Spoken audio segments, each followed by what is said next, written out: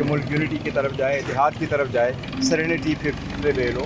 لیکن خان صاحب کی پوری اسٹیٹمنٹ جب آتی ہے روٹین میں وہ ہمارے انفارمیشن سخت ان شاء اللہ تعالیٰ ایشو کرے. دیکھو وہ ہمارے بڑا میں نے ضرور خواہش کا اظہار کیا. خان صاحب نے کہا بھی، خان صاحب نے ابھی نہیں بہت پہلے بھی کہا ہے کہ ڈائلاگ ہونے چاہیے، اور ڈائلاگ انہوں نے کہا میں نے اسٹیبلشمنٹ کے ساتھ کبھی دروازہ بند نہیں کیا. تو پہلے سے خان صاحب کی ایک اسٹیٹمنٹ ہے، اس کی تو کوئی دو رائے نہیں ہے. مطلب خان صاحب نے آج دوبارہ پھر سے کہہ دیا کہ آپ بات کریں دوبارہ اسٹیبلشمنٹ سے؟